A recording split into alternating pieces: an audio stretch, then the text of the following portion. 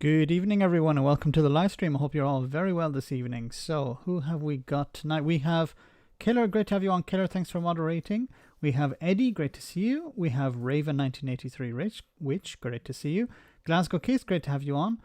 Max, the comments on the Dane video are inspiring. Yes, they are. So I'm going to get to that in a moment. I want to say a huge thank you to Dane for doing that interview, and I do recommend people to check out the interview. It's about 25 minutes long. We also have an extended version that I'm going to release probably in some of the next days, which there are even more interesting questions that were asked, which I do recommend checking out. Although that video is over an hour long, but I would check out both of them, and if you can, sign the petition to repeal the Vacancy Act. A really, really interesting discussion, and I really want to thank Dane for being so open and the way he opened up about his experiences, both the positive and the negative. And I think it really opened my eyes because I've never experienced homelessness myself. In a sense, he's been the first person I've had a real conversation with about that topic. And I hope to speak with him again in the future. And I'm also hoping to get Phil on board, Phil from A Different Bias, because he would like to talk about it as well. So hopefully we can have maybe a live stream about it and see how things are progressing. So we also have Solomon, great to see you. Tom, great to see you, Tom. Hope you're well. Catherine, great to have you on. We have CGM, great to see you once again. Hope you're well. Enzo the God, great to see you. We have Lena, and great to have you on. Hope you're well. Who else have we? Oh, we're up to 171 viewers, so I'm going to have to say, I have to go very quickly. FSM is the dog. We have Gene T, Pete, Ere, great to see you. Tiny Demolition Lover, hope you're well. John O'Sullivan, great to see you. Monkeystron, hope you're well. Nicholas, Archangel, great to see you. No Cash. No Cash is UBI. The opposite of UBI. Geraldine, great to see you. Ruth, Jorg, Gingers, great to see you. James S, great to have you on. Hope you're well, James. Great to see you once again. Reverend, great to see you. Reagan Elite, Katrina, Son of Viking, great to have you on. Hope you're well. Reagan Elite, Gratok, great to see you, and so many more. I'm sorry I can't say hello to everyone because there's just so many people on tonight. Wow, we're up to 189 viewers. That's amazing. Hi Max, thank you Valerius for that super chat. Hi Max, what's next after voter ID here in the UK? I think voter ID is one of the tools they'll use for disenfranchisement of voters. If you look, you can actually look across the pond and look at what's happening in the United States. I think the Tories are basically copying and pasting the GOP, the Republican Party playbook. Suppress people's access to the documentation in order to vote, and then the next step after that is suppress people's, people will jump through the hoops to get the documentation. The next step is, of course, is to limit people's access to polling booths. So, for example, closing them down in particular areas that would generally vote for the Labour Party or the opposition. Introduce new laws where polling booths close at a particular time. So it means that people who are working maybe 2 or 3 jobs or having to work in the evening are not able to access them. Generally things like that. It's all different steps towards eventually disenfranchising people enough that they just give up. And it has to be called out. Thanks for that super chat. We also have another one from, I'm missing it here. Ardob, great to have you on the stream. Thanks very much for that super chat. But really, what happens if you call someone a liar in Parliament and don't back down? That's an interesting question. I think if you actually called somebody a liar, you could be withdrawn. You could be forced out. The bailiff or the sergeant, I think a sergeant at arms or whatever, would come and remove you. But you can get round it by saying, is Boris Johnson a liar? Is the Prime Minister a liar? Because asking a question is not accusing anyone of it. So I would recommend that MPs use rhetorical tools to get round the problem. Because if you say Boris Johnson is a liar, you could be removed from Parliament because you're not allowed to say it, even though we all know that he is. Even though Boris Johnson knows that he is, even though the Speaker knows that he's a liar, you can't actually call somebody a liar, which is ridiculous. Because you should be able to call somebody something and they should be able to say, look, whether it's true or not. If Boris Johnson was not a liar, then the person claiming that he was a liar would have to present evidence. But that's not important in Parliament. It's just you're not allowed to say it. But you can ask a question. You can ask, is Boris Johnson a liar? It's frowned upon, but it's not breaking the rules. Thanks for that super chat. We have from James as well. Voter ID is the first step to regulate more things. Yeah, that's what I mean. It's thanks for that super chat, James. Yes, it's about controlling people's access to democracy. But these are not new things. In the past, I think it was maybe in Northern Ireland where you needed to own property. You needed to have. You were not allowed. So if you were renting property, you weren't allowed to vote. But the only people who could vote were property owners, and generally the people who were property owners were unionist or Protestant in Northern Ireland. Now somebody in the chat can perhaps correct me on that, but that was a way of limiting people's access to democracy. So you needed to be a landowner, or you needed to own property, or you needed to be holding a job. Some of these things may sound archaic. They may seem, unacceptable or impossible to bring in at the moment. But that's not the case. That's not how they were in the past. They were considered completely acceptable in the past. If the media is able to convince people that, if you don't have a job, then you don't have the right to vote. If the Mail or the Express gets on board, then it's very easy to convince many people. Look at how so many people were convinced to vote for Brexit. Many people were convinced that their greatest enemy was somebody who had nothing, somebody coming across the sea in a rubber dinghy. The media are very powerful. The media are very good at convincing people where their enemy is, convincing people to vote against their own interests. And, of course, they could convince people that it's better that somebody else gets the vote instead of them. Outside the House of Commons, Umberco is no MP. It's just not required, so the reason for doing it is something else. We all know that. I understand John Bercow called Johnson a liar this week on Good Morning Britain. Yeah, but it's different also because, yes, he's outside Parliament. He's no longer a member of Parliament, so he can say whatever he wants. And if he had said something wrong, Boris Johnson could sue him. But, of course, he's not going to sue him. I have a rubber dinghy. Do you use it for entering countries? Or as some people would say, entering countries illegally. So I just want to read quickly this first article. It's about what happened in Glasgow. What's amazing is this story has been all over the news online, but it doesn't seem to be getting much traction in the mainstream media. So it says here, a special day, how a Glasgow community halted immigration raid. Activists and local people tell how they forced the release of 2 men detained in an enforcement van. It was just after 9 a.m. on Thursday, and he was finishing breakfast when the call-out came.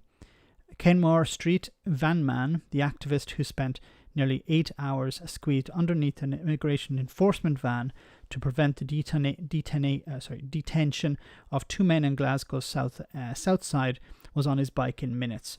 Something interesting. Now, I don't know if this is me engaging in conspiracy theories here, but it seems that this is in Nicola Sturgeon's constituency. Now, was this an attempt to embarrass Nicola Sturgeon? Was it the Home Office? Was it Boris Johnson's administration attempting to embarrass Nicola Sturgeon in some way? Well, if it was, it backfired spectacularly. It's not often that you can catch raids in the act like this, but the south side has a lot of folks pulling together, he said. The only way that day could have ended with our neighbour's release, where there were simply too many local people standing in the street for the police to have taken the van away. The strategy does work, and we want the world to understand that it is the people on the streets who won that victory, not the politicians. Victory came just after 5 p.m. when, after a tense standoff between police and a crowd that had swelled to hundreds during the sunny day, including families celebrating the first days of Eid, alongside asylum seeker activists, and 2 Indian nationals were released back into their community. The Home Office said the operation was conducted in relation to suspected immigration offences. The pair are understood to have received advice from asylum support groups. And I'll just show you a clip from this because I think it's not embarrass, Max, to intimidate. Yes. Remember, immigration is reserved, not devolved. Yes, immigration is a reserved power. It's not a devolved power. So, immigration is part of the Westminster's responsibilities.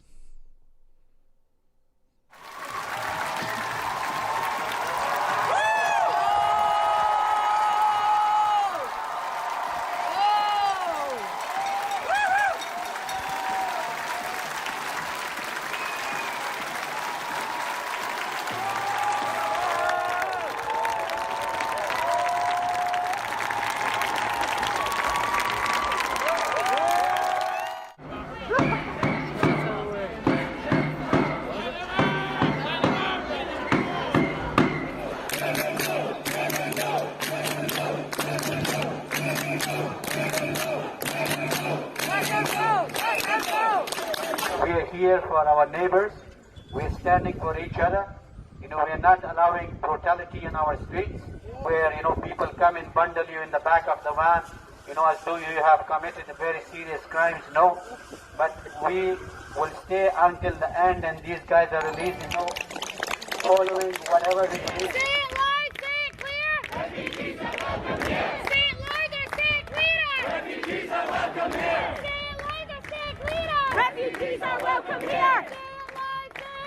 Refugees are welcome here! If you compare this to what's happening in Westminster, where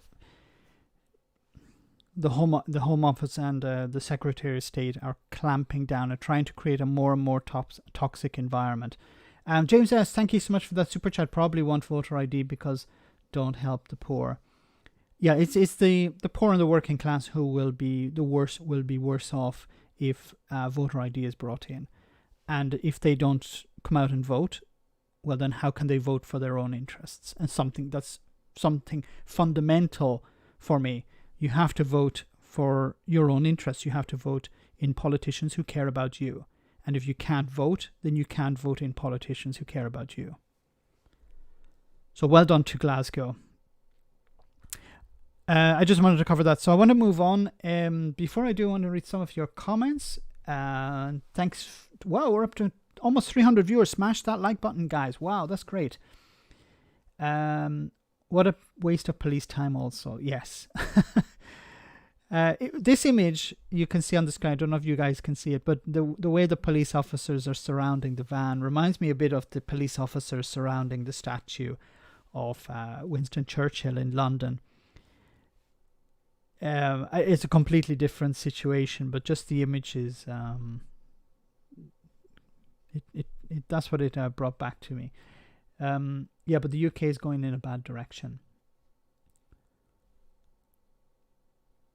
If this continues one day, instead of immigration control, it will be thought control written on it, and they look for lefties. Yes, but that has already begun. The way that now, I don't know if you guys have heard this story. I wasn't actually planning to cover it, but there is an attempt to enforce freedom of speech in universities at the moment. So the Tories have said, okay, what we're going to do is we're going to enforce freedom of expression, freedom of speech. But the response has been that, well, certain individuals, for example, Holocaust deniers, would be allowed to speak. Do you want that? The response from these people has been silence. When you don't allow a university to say, look, we don't want this person speaking, and you force them to accept everyone, then you can't stop them from from banning people like Holocaust deniers. This is just a ridiculous position to take. The police officers do remind me of the police officers standing around the statues. Half the cabinet are first-generation immigrants. Maybe have loads of dot, but still immigrants. Something about Priti Patel is that I think she wants to be Prime Minister one day, and she's willing to trample upon everyone and anyone, even her own community. She's even introduced laws that would have stopped her own parents from being able to immigrate to the UK. But she doesn't care, because she wants power. She wants to eventually become Prime Minister one day. And I think Priti Patel would make Margaret Thatcher look like, I don't know, I'm trying to think of it, I don't know, what's her name, Florence Nightingale or something like that. Bogdan, great to see you on the stream, hope you're well. Katrina, great to see you too. I'd love to go watch and boo that. Freedom of speech is freedom of speech. No, and I agree. I'm fully supportive of freedom of speech. The idea behind the problem is that universities should be allowed to decide who speaks. Because freedom of speech is not, I should be allowed to go to a university and spread my propaganda. Freedom of speech is see, the problem with freedom of speech as well is this: it's an American concept. You don't really have freedom of speech in the UK because there are libel laws, or slander laws as well. You can't say certain things. In the United States, you can, and you can get away with more or less anything. But it's about freedom from the government dictating what type of things you can and can't say, not private enterprises or private individuals or private institutions, I should say. So the universities, you don't have freedom of speech on a university campus. You have freedom of speech in the public square, because the university campus generally, not all, but some are private institutions. So they decide whether you can speak there or not. I'm getting tired of dentists. I spent most of my holiday in various degrees of pain.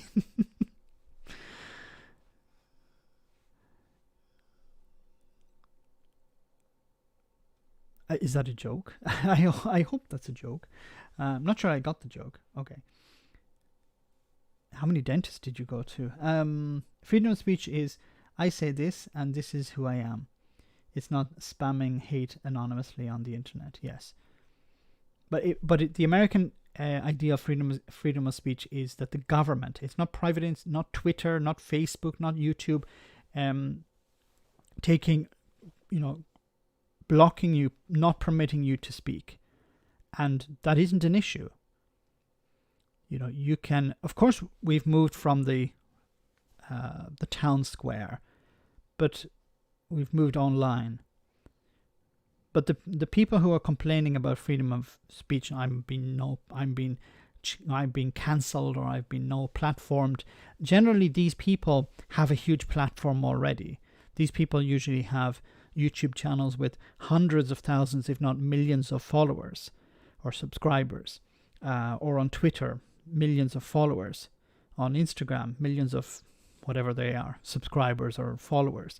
So these people are not cancelled. They're not no platformed.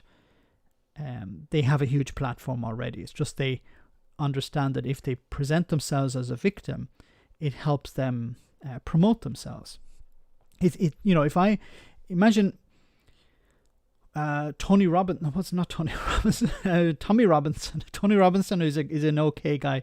I'm a fan of Tony Robinson. No, Tommy Robinson, or whatever the hell his real name is. If he goes to a university and they allow him to speak, it's not going to create a lot of controversy. But if they don't allow him to speak, it creates controversy. It creates a victim mentality. And he's able to go online and say, look, they wouldn't let me speak.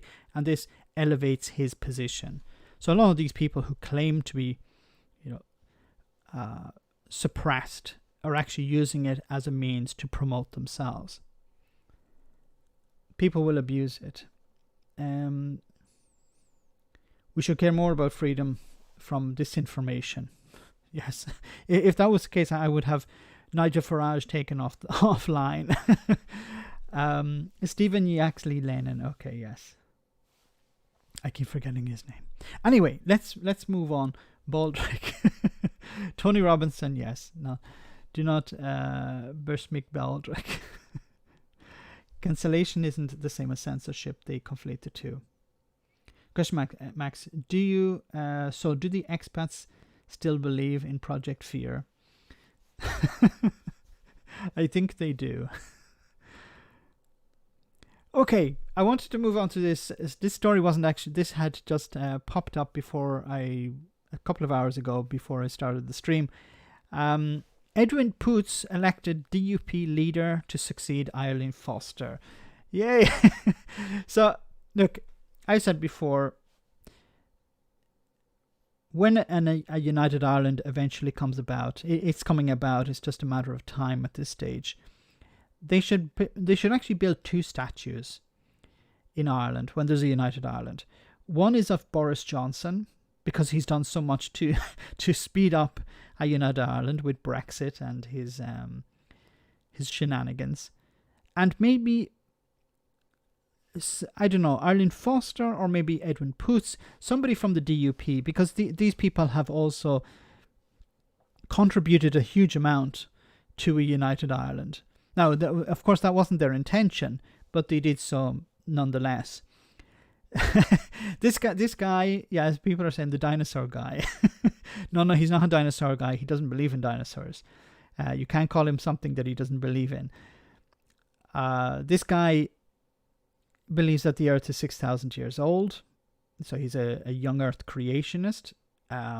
He has some, how can I put it, medieval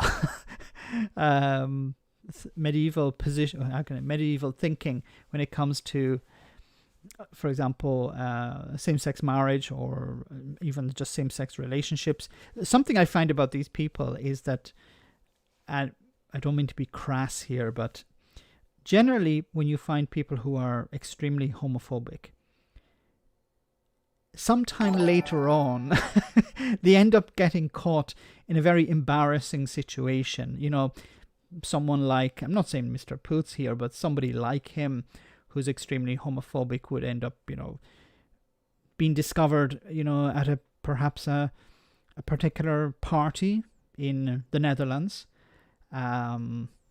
engaging in particular activities with other men, maybe in the bathroom or maybe not even in the bathroom, out the back or something like this. Isn't it funny how these people who present themselves as one thing eventually are found out to be something else? And instead of just, accepting what they are and leaving other people to live their lives in without interference from bigots. Just accept what you are and move on. And wouldn't you like to live in a society that accepts you as you are? You can't accept yourself what you are. You can't accept yourself for what you are. But wouldn't it be better to live in a society that does? Get some therapy, man. Get over it. Whatever problems you've had in the past growing up, go and see a therapist. It will help you out in the long term. And it will, take away some of this hatred you have for something that's probably deep inside you, that you project onto others. James S., thank you so much for that. Why can't the police be given more rights without a vote? I'm not sure what you mean by that. The police be given more rights? Well, there are police commissions which are elected, but generally the abilities of the police are decided by the Home Office. So I don't think it comes down to a vote, unless you can get rid of the Home Secretary, but you'd need an election for that. Ardab, thank you so much for that super chat. Freedom of association, part of the First Amendment, means you can tell others to F off out of your shoe. It's something I think there's one of the things we should really copy from the United States is the First Amendment. I think it's a really powerful tool to use standing up against corrupt politicians like Boris Johnson, or just calling out corruption when you see it. There are many, for example, in the UK, strict libel laws where you're not allowed to say certain things. But for some reason, certain newspapers are able to get away with it, or in some cases they just run the story knowing that they'll sell lots of newspapers and then pick up the pieces later on. But for ordinary people, the First Amendment, the right to express yourself without the government interfering, is something that must be protected. I just want to read this about, thanks so much for that super chat. Laws are different in each nation. The DUP should raid William of Orange's grave and use his DNA to clone the new leader.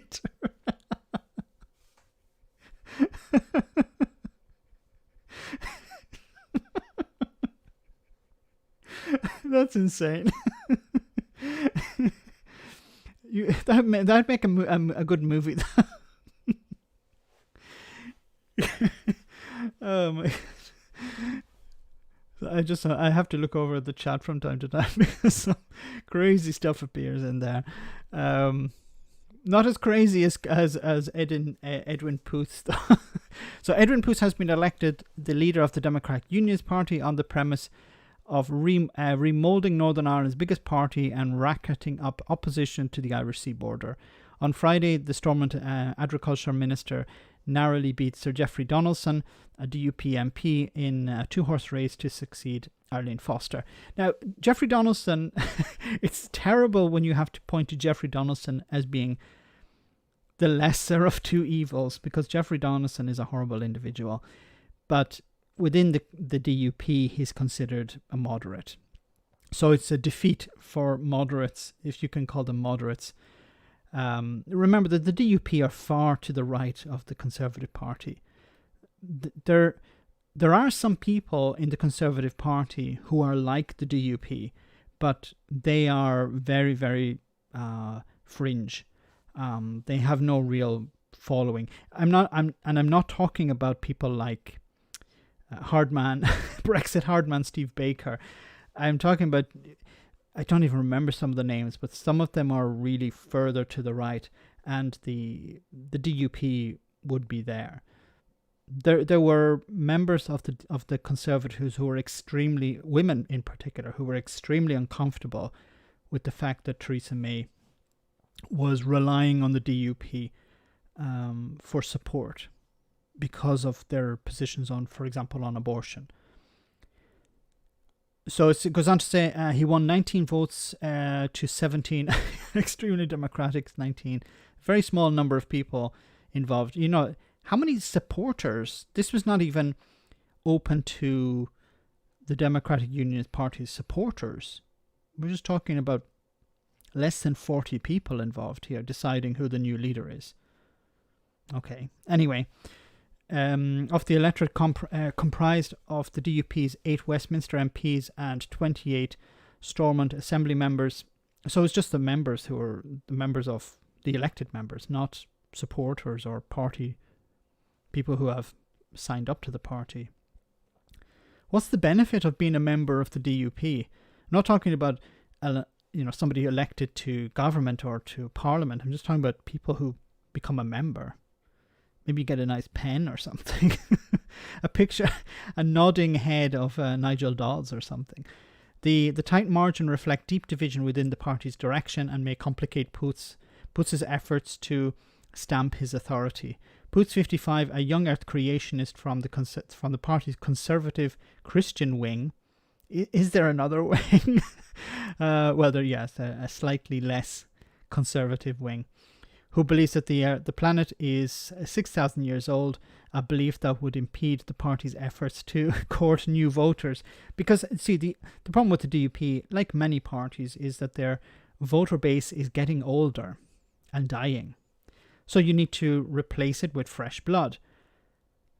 And, well, young people generally are not all, I don't mean all, but I don't mean none, sorry. But generally, young people are not, how can I put this, believers in young earth creationism.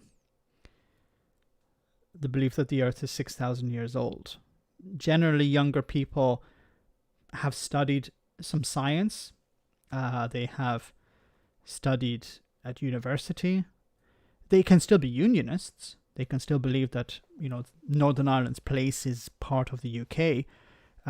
But it's not, if your leader is telling you things that are absolutely insane, you're more inclined to go, okay, maybe I'm not in the right party. However, Paula Bradley, 51, the party's most socially liberal assembly member, was elected deputy leader, beating the party's veteran Westminster MP Gregory Campbell by 2 votes. Bradley has said she would be a critical friend to the new leader. With Donaldson and Campbell associated with the old guard, the results suggest a party keen for new direction and not a return to the Free Presbyterian Paisleyite roots. This was a party set up by Ian Paisley Sr., Mr. No, no, no. Ulster says no, this type of guy. Today my colleagues have bestowed upon me the greatest honour of my life, Poots beamed in a video message posted on Twitter minutes after the official party announcement. He thanked God for his health. He was recently treated for cancer. The doctors treated you, not God. Anyway, and friends and family for their support. He also said, maybe I'm being very unkind here. He said he was taking an important role at the pivotal moment in Northern Ireland's history. Today my colleagues have bestowed upon me the greatest honour of my life by electing me to the leadership of the Democratic Unionist Party. I look forward to engaging with my party executive and wider membership in the days ahead. I give thanks to God for good health, to my family and friends for their enduring support as I step forward into this important role at this pivotal moment in our country's history. I'm convinced that Northern Ireland's best days lie ahead, safe and secure in a union that works for all its people. The task ahead is great, but together we will take this party forward and lead our country to a better place. Thanks again. Poots said he would appoint a party colleague as First Minister, so he would focus on restructuring the DUP while remaining agricultural minister. So that's interesting because he's not going to become First Minister. That's probably a good choice because I don't think he's going to be extremely popular with the party itself, with its supporters, I think. So if he's not front and centre, it may be better to appoint somebody, a puppet basically.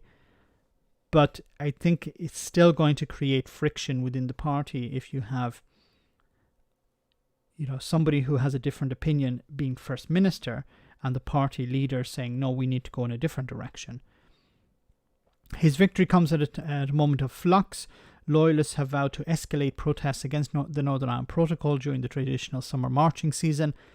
This is going to be extremely difficult going forward, because you have the marching season in July, the 12th of July, which is the biggest day for marching in Northern Ireland. Now, if people who don't know, on the 12th of July there is the commemoration of the Battle of the Boyne, which was a battle that took place between William of Orange, or William of Orange, William of Orange, okay, and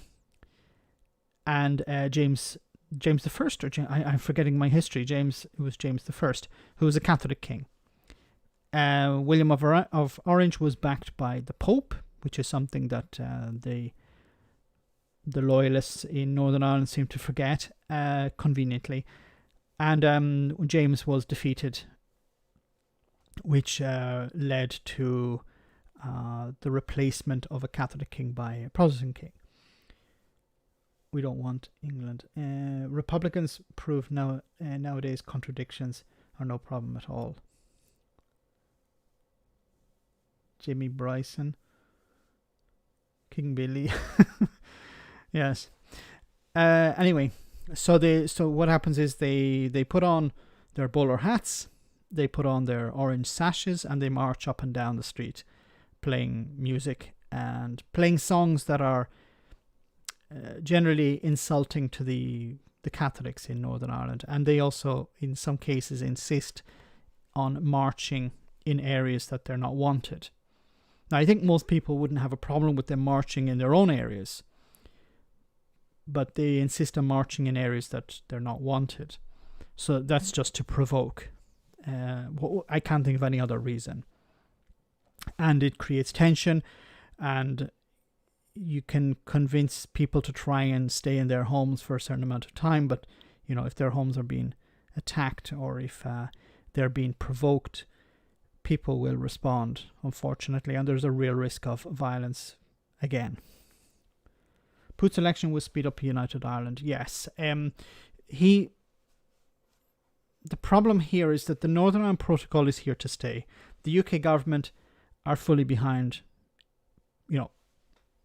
officially behind it. What I mean is, politically they're saying, yes, there are problems with the Northern Ireland Protocol. The EU need to be pragmatic with their requirements of the Northern Ireland Protocol. But at the end of the day, the government in London have no real reason to undermine the protocol. The people who are suffering, if I want to put it that way, suffering the consequences of the protocol are in Northern Ireland, and they have no power. The DUP have no sway over the Boris Johnson's government. Would Boris Johnson prefer not to have the protocol? Of course. But he voted for it. He campaigned for it. The protocol is part of the withdrawal agreement, which was his oven-ready deal. Now, there are members of Boris Johnson's government who are not happy with the protocol, but it's here to stay. The only people who are truly against it or trying to stop the protocol are the loyalists and the unionists, and some of the unionists. But as I said, they have no power in Westminster. They have no sway over Boris Johnson. Boris Johnson has an 80-seat majority. So there's nothing the DUP can do. And you can even, for me, the crux, when I heard Jacob Rees-Mogg, someone who, is very happy to humour the DUP of talks of, protecting the union or whatever, when he said that the protocol is going to be respected in a sense, then, all bets were off. Boris Johnson's government is behind the protocol. The DUP have nothing. They're taking legal action against the UK government, against the EU, but it'll come to nothing. Because it's just a facade. It's just a charade, I should say. Anyway, The First Leaders contest in the DUP's first 50-year history followed a revolt after Foster, who was blamed for the post-Brexit Irish sea border. It's not really her fault. You know, in a way, she should be blamed for Brexit. Once again, as I've said on numerous occasions, the DUP wanted Brexit. Why did they want Brexit? They wanted Brexit because they hoped that Brexit would put a border on the island of Ireland. But the DUP are too stupid to understand that the UK government would not allow that, the Irish government would not allow that, and the United States would not allow that. But their hatred of Ireland and their hatred of the EU convinced them that they would be able to convince the UK government to put a border on the island of Ireland. That they'd be able to twist Theresa May's arm or Boris Johnson's arm in some way to convince them to put a border on the island of Ireland. But putting a border on the island of Ireland would have run into conflict with the Good Friday Agreement, which the UK signed up to. And the UK had said on numerous occasions they had no intention of undermining. Once again, none of this was necessary, but the DUP put themselves in a position where they are now facilitating a united Ireland, because as businesses, as the communities in Northern Ireland, the community in Northern Ireland, the Northern Ireland itself, develops greater cooperation with the Republic of Ireland, it will eventually make sense, both politically and economically, for Northern Ireland to separate from the rest of the UK. Because it'll become closer and closer aligned. It's not a perfect example, but if you imagine, for example, Luxembourg. Luxembourg tomorrow says we want to have no cooperation with our neighbours. It wouldn't make sense. Now, is Luxembourg going to become part of one of its neighbours, the neighbouring countries? No. But it's extremely closely aligned. And Northern Ireland is in a similar position, but it will eventually, it's not an independent country, of course, but it will eventually become part of a united Ireland. And as I've said before, it's not going to be something that's going to happen overnight, and you're not going to probably see, tricolours flying over Stormont anytime soon. But there will be a gradual process of closer cooperation. And as the elections are coming up next year, 2022, probably Sinn Fein are going to win a majority, or they become the biggest party, and they will be able to have the position. They will be putting in their politician as First Minister.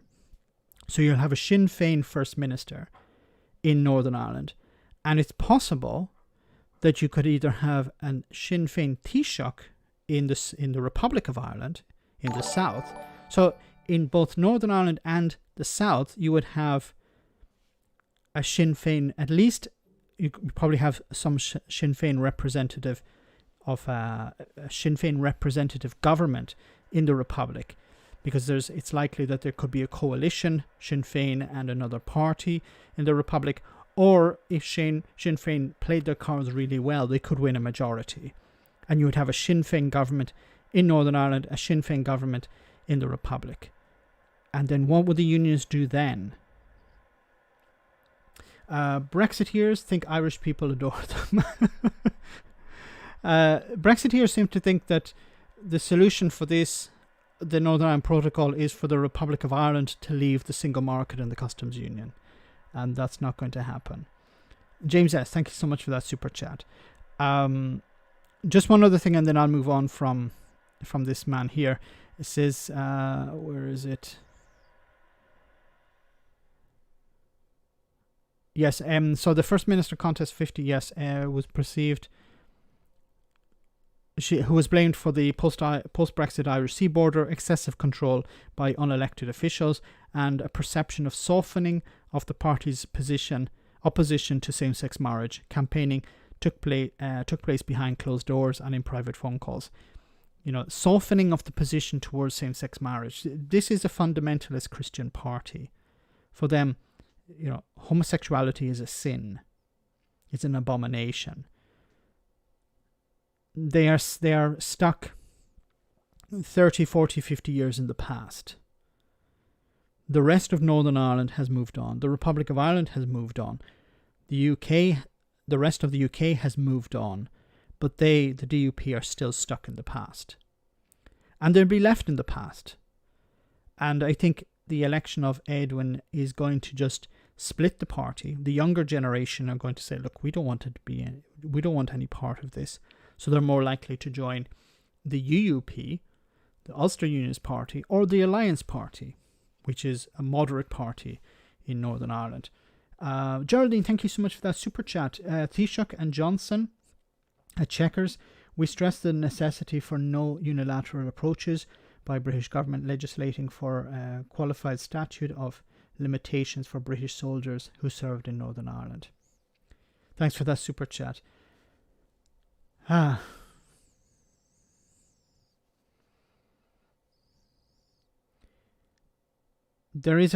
It's always been a fear that the British government would let its soldiers off the hook. And it cannot happen. People committed war crimes. People committed crimes against humanity. We can't say that when crimes are committed in other countries that those people should be punished. But when they are committed by our own governments, they should be let off the hook. What happened in Northern Ireland from the 1960s until the 1990s was a terrible period, and there were horrible things done on both sides. But there's a huge difference between a state engaging in terrorism and individuals engaging in terrorism, or organizations engaging in terrorism, because the state has a contract. It has a contract with its citizens. Its job is to protect its citizens, and the people of Northern Ireland, British subjects, they engaged in the social contract by paying their taxes, by following the law, following the rules, and they were the contract was broken on the UK government side. They had breached the contract, the social contract. They had murdered their own subjects. And that cannot be allowed to slip.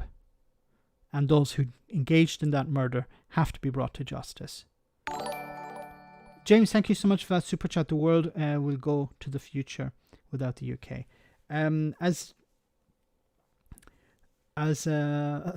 Please see Edwin Poots as DUP lead. Please, Greasy Hall.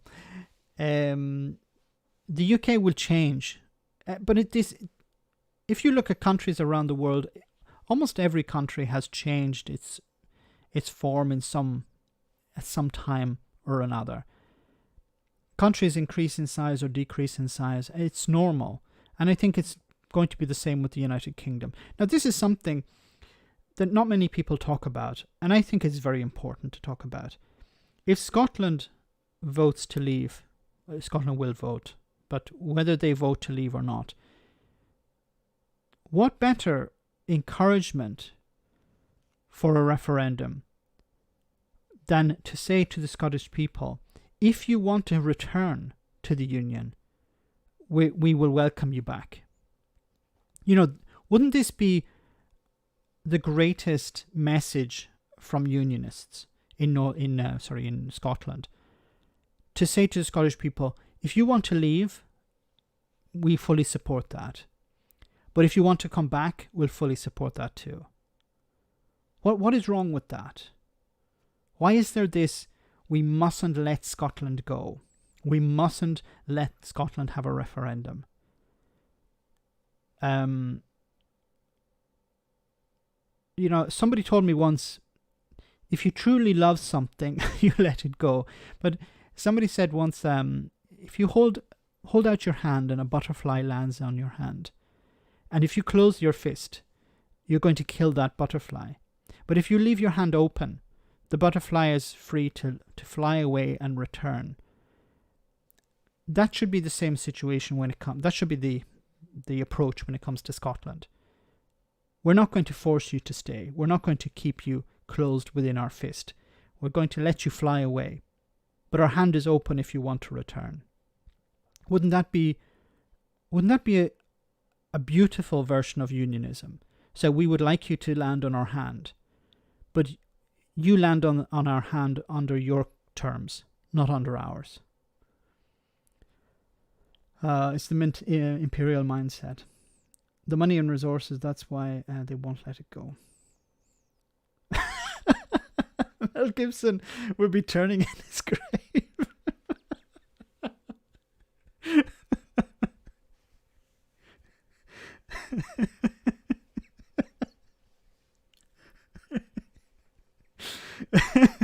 Oh my god. Oh my god.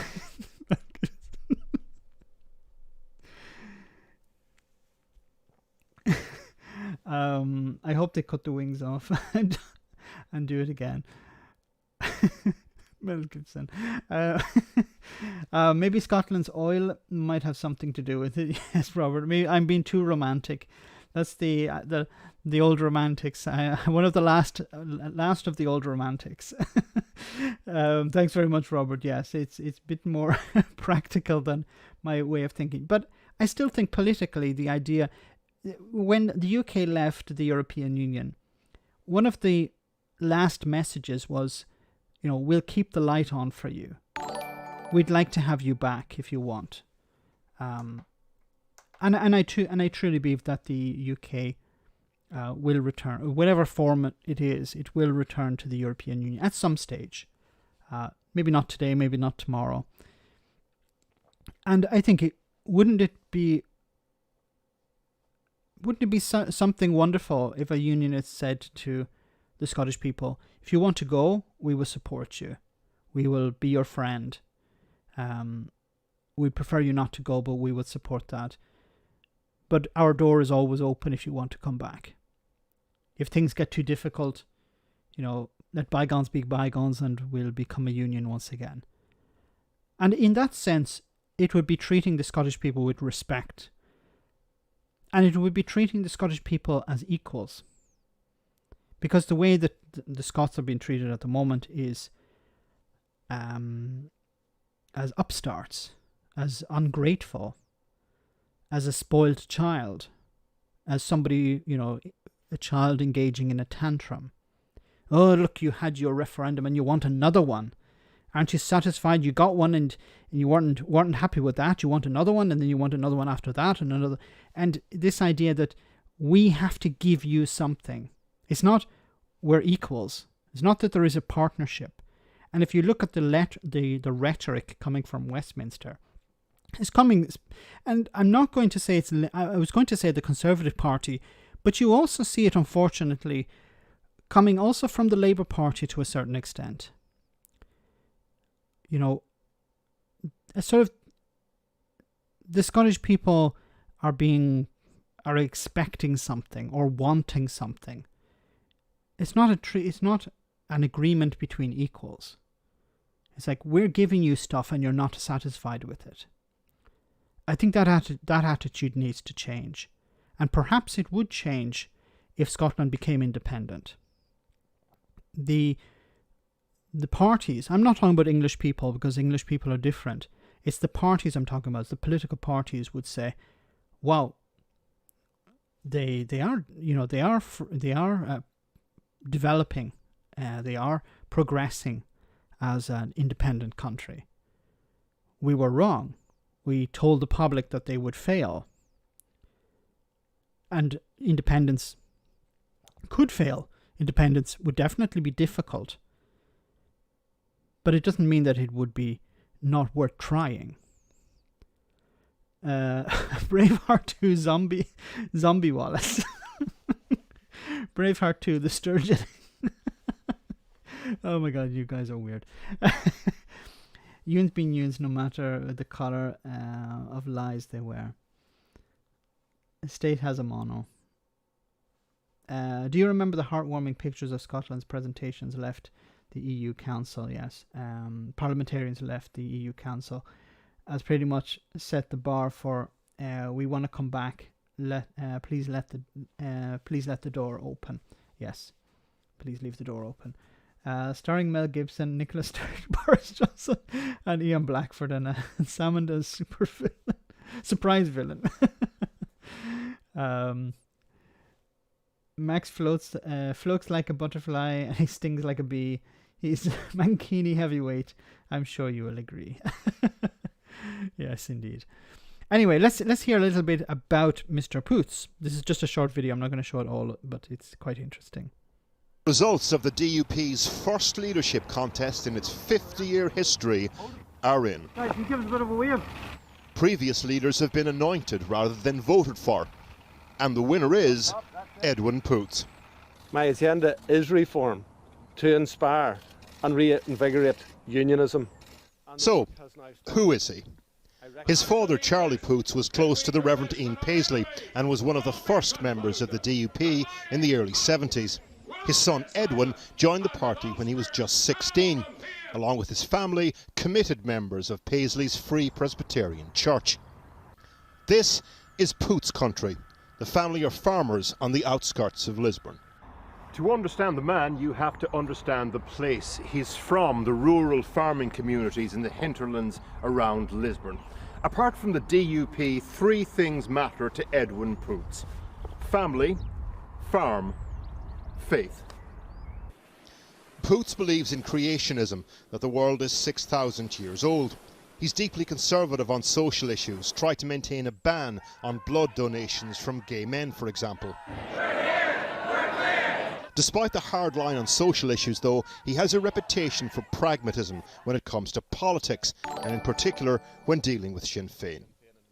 But top of the DUP leaders' to-do list is the Northern Irish Protocol, the post-Brexit deal amounting to a trade border down the Irish Sea. It's the touchstone issue that has sparked street demonstrations in loyalist neighbourhoods. Although ultimately not within the DUP's gift to deliver, there was tough talk ahead of the vote today about scrapping the protocol. Edwin Poots has talked at least about derailing the protocol as opposed to reforming it. He will be aware, though, that legal challenges aside, I think it's difficult for him to derail it. He can protest against it, but I don't think he has the ability to derail it. Jerry, thank you so much for that super chat. When Scotland puts up the border checks like Britain has with Northern Ireland for EU membership, the English will revolt. Can see another Northern Ireland style civil war. Now, I don't see that being the case, because the situation it's quite different. I think it's also important to remember that there will be a transition period. So Scotland decides to, let's say Scotland votes to leave the Union. Then what would happen is the UK, the rest of the UK, and the Scottish administration will go into negotiations, and there will be a transition period for Scotland to leave, where things like trade, security, things like that would be hammered out. It could take years before the transition period could take years. So you wouldn't see a border immediately. And I think something that many people seem to forget is that in the meanwhile, while those negotiations are taking place, there is a chance that the rest of the UK could decide to dump Brexit and rejoin the single market and the customs union. And if that were to take place, you would have both Scotland and England joining the single market and the customs union, and then it would not be necessary to have a border. Now, that would be the best case scenario, but it's not beyond the realm of possibility.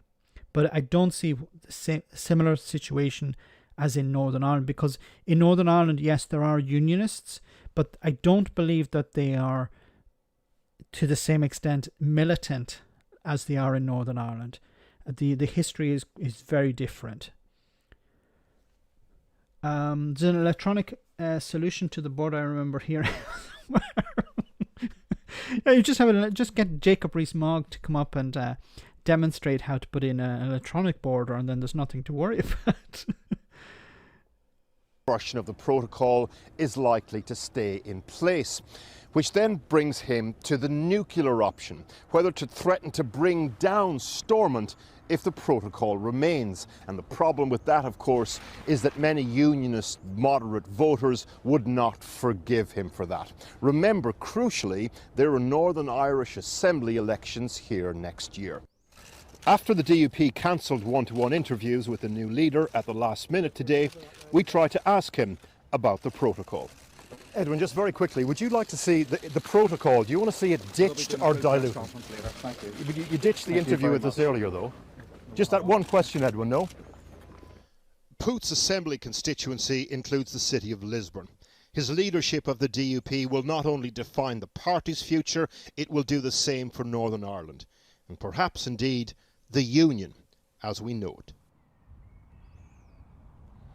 So the big questions now for Edwin Poots. What will his approach be to the Northern Irish protocol? Remember, he was the Agriculture Minister, so worked hard to undo some of the knots around it. Will he continue with that, or will his approach be something more scorched earth? Next question, who will he appoint as his First Minister? He's divided out the roles. He's leader of the DUP. Who will he nominate as First Minister?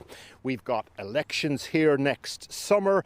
If Sinn Fein become the biggest party off the back of that, will the DUP candidate happily serve alongside a Sinn Fein First Minister? Finally, we wanted to ask, how old is the Giant's Causeway? We would have asked those questions if our interview had been challenged. And that is telling that happened not because it's left some disgruntled journalists in its wake. No one cares about that. It's telling because it speaks to the fact that Poots is going to do things differently now. And I have to say, if I were one of the senior DUP backroom staff that were brought in by Arlene Foster over the years, I would be feeling a little nervous about my position this evening. Well, I think the Giant's Causeway must be 3,000 years old. Less than 6,000 years old, obviously, because... Or maybe it was created at the same time as the Earth was created. Mr. Poop... I mean, Poots might poop it up.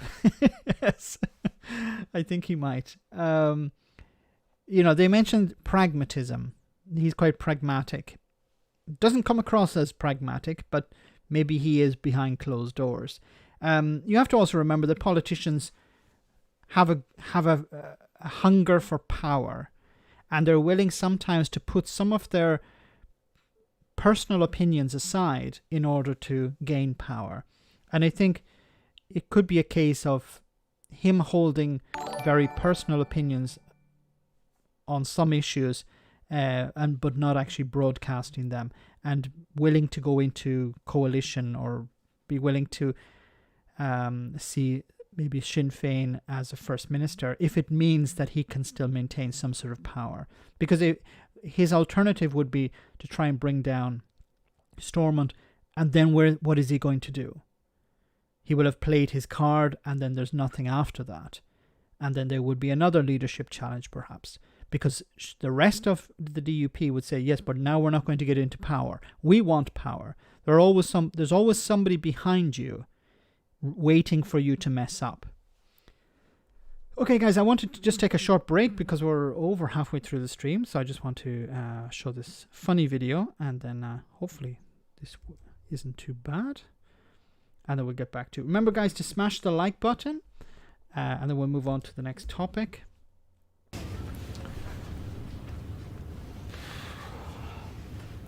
The housing market's ridiculous at the moment, isn't it? Incredible. Yeah. At least there was a lottery for this queue. You know, I've slept out for some developments and I still missed out. Tell me about it. I've even bid on houses I hadn't even seen. It's a seller's market. Yeah. Well, this is great though, isn't it? You know, a brand new housing estate and that playground on the communal green. Very attractive. Yeah. What is it? 125 houses available? Yeah, I believe so. Yeah. And look at us here. Top of the queue. We'll have the pick of the bunch. Yeah. Do you know which one you're going for? Oh, I like them all. Yeah, well, of course, yeah, as long as you get a house, yeah. Something to call home, so the family can put down roots, yeah. Oh yeah, here he comes now, sorry. Yeah.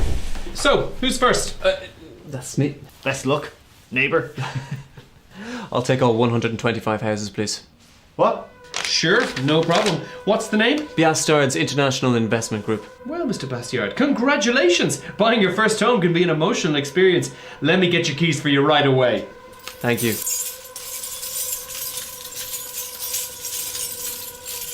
On behalf of all of us here, we wish you many, many years of happy returns. All of them. Sorry folks, we are all sold out of homes, but don't worry if you missed out on a house. We are planning another development even further away from amenities in the next month, so hopefully we'll see you all there.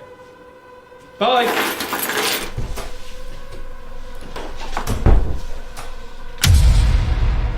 The Biastard Group is proud to present a beautiful portfolio of 125 modern homes available for rent. The queue starts here. No thanks. We're looking to buy. I'll take one. Sorry, I've been living with the mother for 45 years. I have to get out. Doomda. Yeah, this is the situation in Ireland, unfortunately.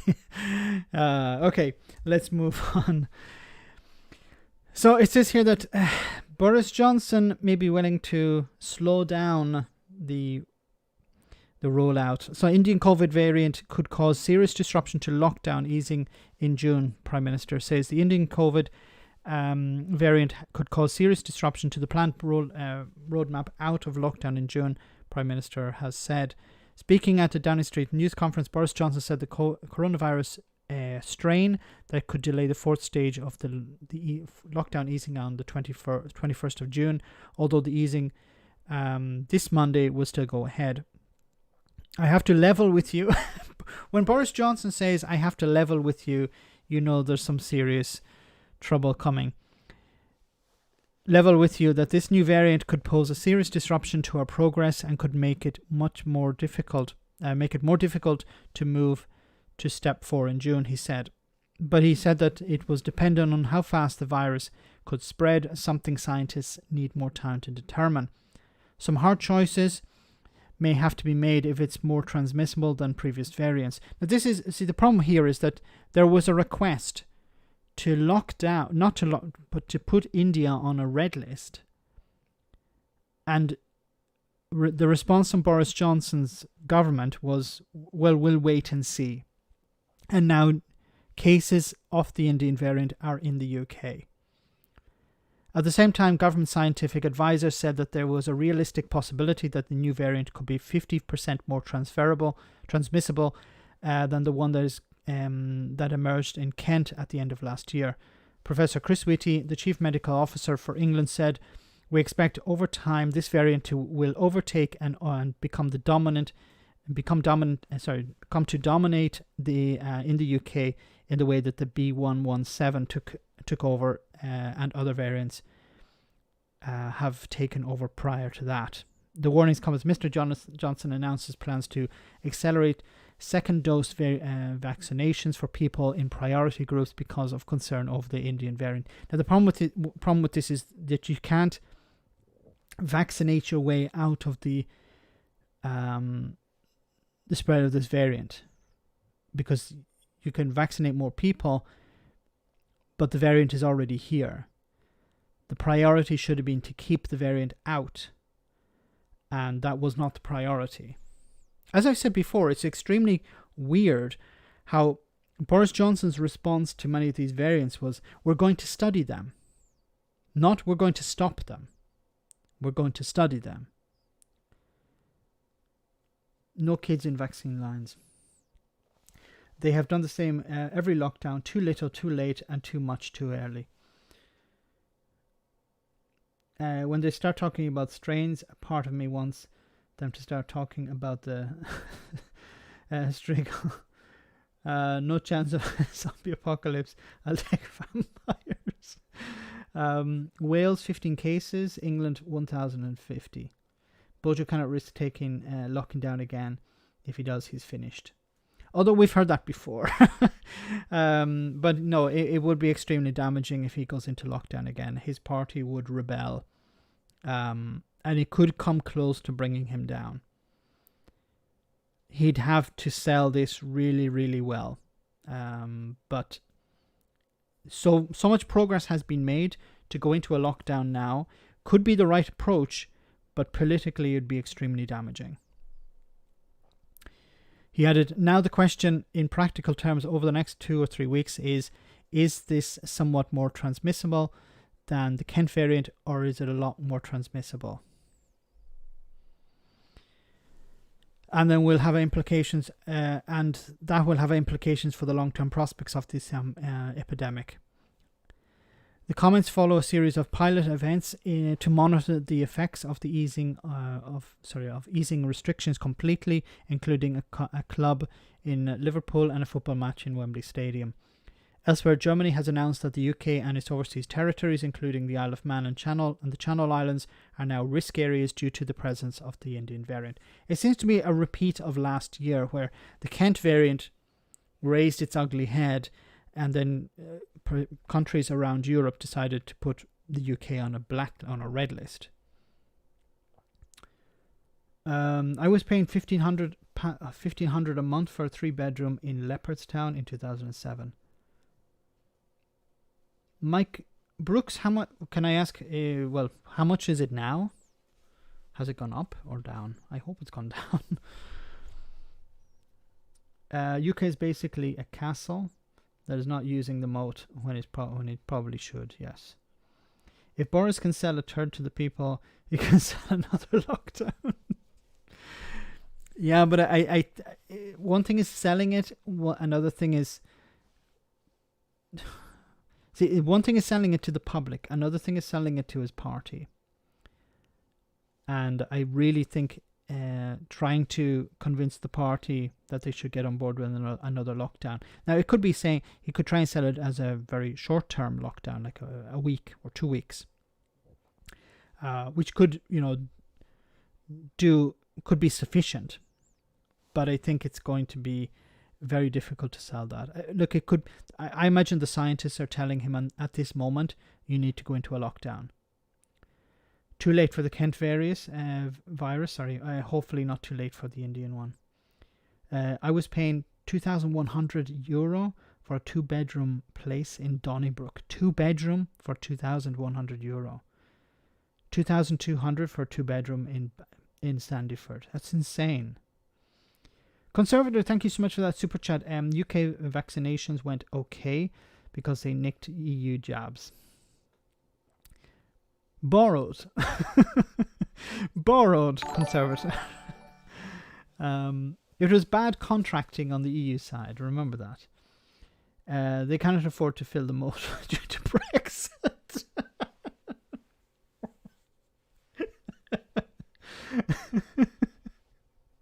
Oh, that's amazing. However, Germany now vaccinates 1.3 million people every day. Wow. Twice the number of the UK. Although I'm looking at some of the figures and maybe they haven't been updated, but Germany is still somewhat behind the UK. Maybe it's because it's increased it and still at a low percentage. I was sent a Twitter message, a 1-bedroom flat in Dublin, 5 by 4 meters, 1,100 per month, and they think it's getting worse due to Brexit as the banks move over there. Oh my god.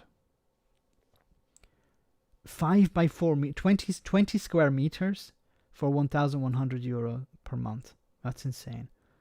I know I moved to Kilkenny a year ago.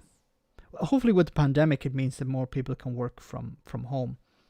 Artemis, great to see you on the stream. We have someone in our hospital that has been that has the Bristol strain of COVID. We are unable to discharge them anywhere according to public health. It's vaccine resistant, it seems. I'm not familiar with the Bristol strain. This is a new one. If people in Dublin don't mind commuting, I can offer them an acre in Tyrone for $500,000. I think they'd bite your hand off, actually. But also telecommute, you don't need to. Anyway, I'm getting sidetracked. I'm reading this in the comments.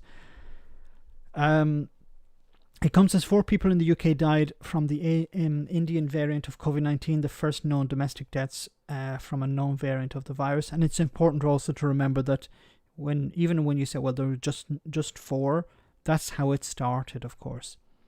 The 4 deaths from the strain of the virus, now designated variant of concern, took place between the 5th and 12th of May. Public Health England said that on Thursday there had been 1,313 cases in England of the Indian variant in a week, more than double the previous week's figure, along with the 4 confirmed deaths. This is extremely concerning because it means that cases are rising at the same time as the vaccine rollout. So, of course, it means that there's a blind spot here. There's a section of society that is not vaccinated and they're getting the infection. It means that you need to roll out the vaccine. You need to roll out the vaccine faster, cover more people, but you can't vaccinate your way through this because it takes time. You can't just give people both doses immediately. There needs to be a time between, and then excuse me. Then if you there's also this. I think there's still supply issues. Britain put India on the travel red list in April, meaning that all arrivals from India now in the throes of the world's worst wave of coronavirus have to pay to quarantine in a government-approved hotel for 10 days. The variant is thought to have spread in areas around the UK, including Bolton and Blackburn. But since overall cases remain low, broader risk levels remain lower than they were for much of the winter. So let's hear what Bojo had to say about this. Following advice from the Joint Committee on Vaccination and Immunisation, we will accelerate remaining second doses to the over 50s and those clinically vulnerable right across the country, so that those doses come just 8 weeks after the first dose. And if you are in this group, the NHS will be in touch with you. We will also prioritise first doses for anyone eligible who has not yet come forwards, including the over 40s, and I urge anyone in those groups to come forward as soon as you can. I do not believe that we need, on the present evidence, to delay our roadmap, and we will proceed with our plan to move to step 3 in England from Monday. But I have to level with you that this new variant could pose a serious disruption to our progress and could make it more difficult to move to step 4 in June. And I must stress that we will do whatever it takes to keep the public safe. Okay. James, thank you so much for that super chat. 20,000 people going to the Cup final tomorrow. Oh my God. And Artemis says, neither was I, but I look into it. BBC and Sky have done some articles on it online, but it's not in the news, which is a bit dodgy. It's because this is a new variant. Miss my super. Sorry, James. Thank you so much for that super chat. Did you send another one? No, I. Sorry, there was a bit of a delay in me responding to it. Sorry about that. Anyway, let's move on. So there is the real risk of another wave. So let's move on to Brexit. Of course, this channel wouldn't be this channel if we weren't talking about Brexit. And it's not good news. It says here, it's probably a story that most of you have already read. It says hostile UK border regime traumatizes visitors from EU. Italian woman visiting family was locked up in a detention centre as they waited at the airport. Do that later. Britain's hostile regime for potential EU immigrants is traumatizing visitors caught in its web and provoking further worries for European families receiving visits from relatives, according to accounts provided to The Guardian. The slightest suspicion that someone may be entering Britain to work is often enough for them to be locked up, held in detention centres for up to a week, and then expelled to wherever they were travelling from. Some of those caught up in the policy have said complaints from relatives and host families in the UK have gone unanswered. or being ignored by the Home Office and some local MPs, they said. An Italian NHS consultant told of his horror when his niece arrived from Italy for a short visit but ended up in a detention centre surrounded by barbed wire. There's growing anger over what campaigners and MEPs said is the disproportionate and heavy-handed implementation of post-Brexit immigration restrictions on EU citizens. Now, this is something, of course, Brexiteers are really happy about. Well done, Priti Patel. Well done, Home Office. Well done, UK government. This is what we voted for. Putting people in prison. It doesn't matter if they committed a crime or not, but we wanted to put these people in prison. Why? Because they're foreigners. Unless they're Saudi princes, then we don't have a problem with those people, or Russian billionaires, then we don't have a problem with those people. But ordinary EU citizens, yes, we want to throw them in prison if we can. On Friday, the EU's co-chair of the Post-Brexit EU Partnership Council, Maroš Šefčovič, told a group of Romanian MEPs that he would be raising it with the UK authorities. Giuseppe Pereri, who has worked for the NHS for 15 years, told The Guardian that he had waited for hours at Heathrow Airport on the 17th of April with his 4-year-old daughter, to collect his 24-year-old niece, Martha Lomentari, with balloons and cards. But she did not show. She had been stopped, quizzed, and issued with an expulsion order before being locked up in Cornbrook Detention Centre for the night. And then it goes on to explain her situation.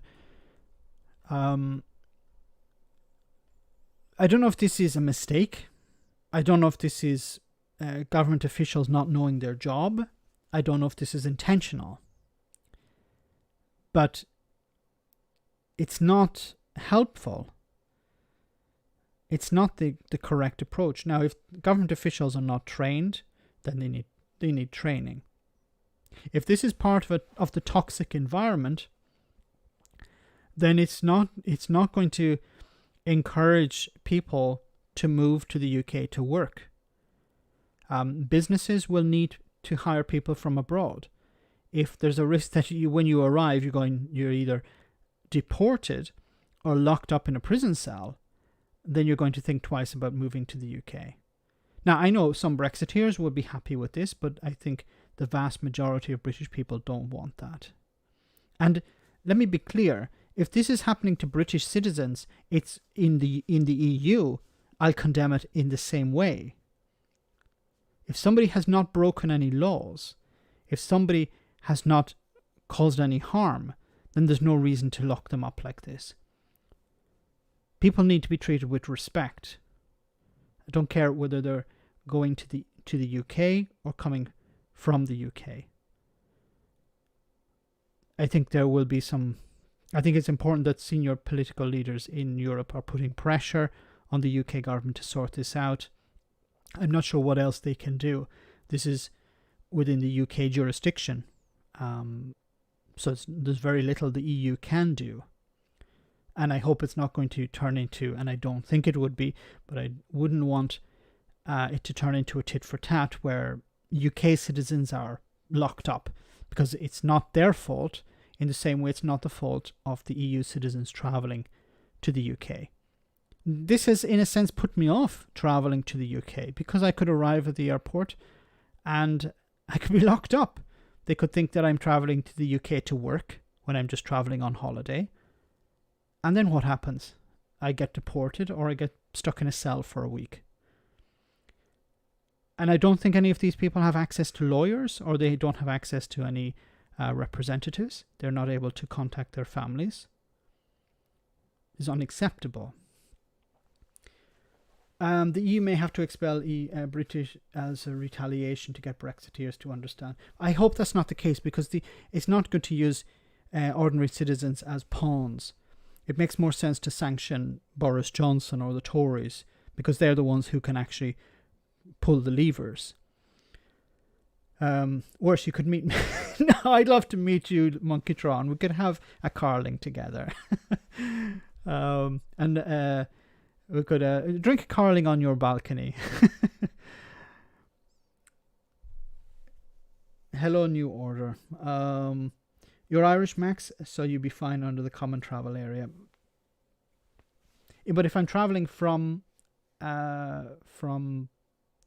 Italy, I don't think so.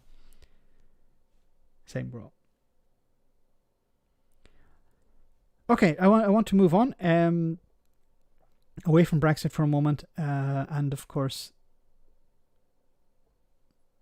yes, I just want to show you this report, of course, and I definitely will return to something a bit more positive in the moment, but I think this has to be seen. What's happening in Israel, Gaza at the moment. In a northern Gaza neighbourhood, the diggers are clearing the rubble of a family home.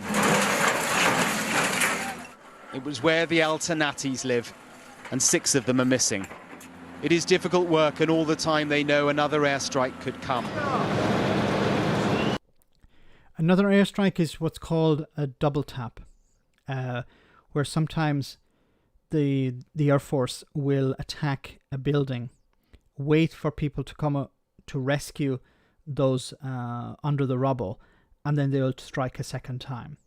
And they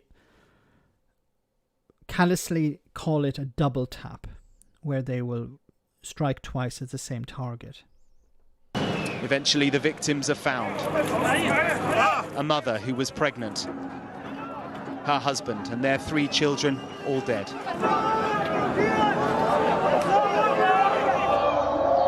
There is a breathtaking destruction here. With artillery, jets, attack helicopters and from the sea, the Israeli military has been hitting buildings and bringing them down. They continue to insist that they are only targeting militants, but then compare the number of Hamas officials that have been killed with the total number of people who've died. Many women and children among them. There are moments here in Gaza which show an Israeli attempt to limit collateral damage.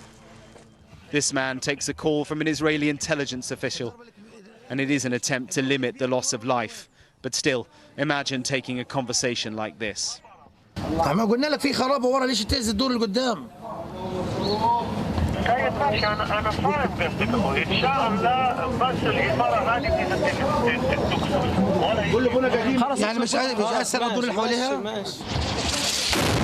Soon after, a small missile hits the road.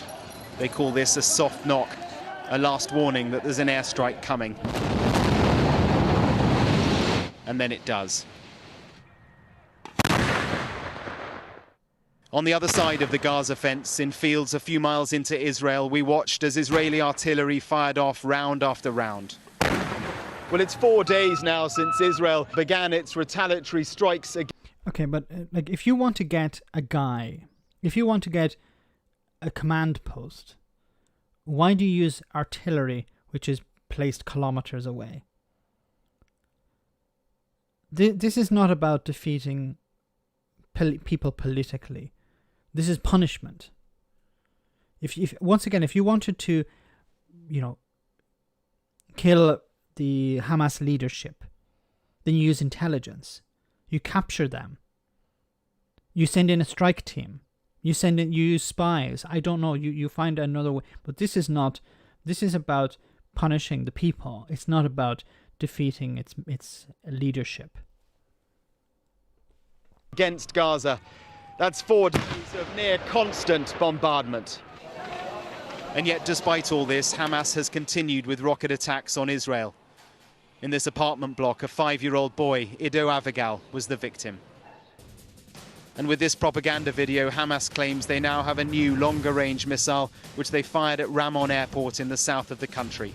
It's where international flights are being diverted after the main airport was targeted.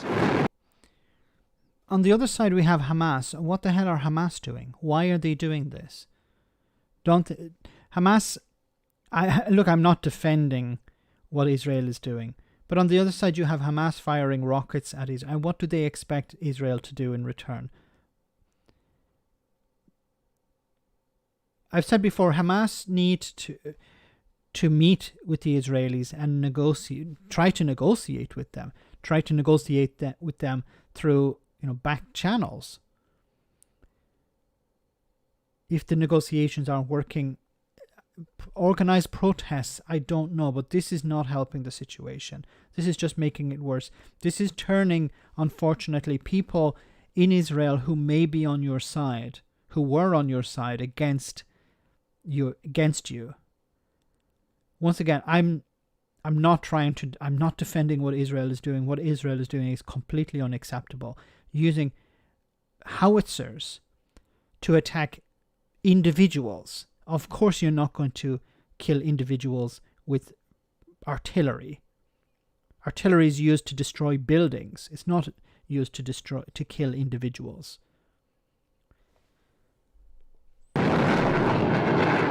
To the north in central Israel, the country's prime minister, fighting for his political life a few weeks ago, is now casting himself as the defender of the nation.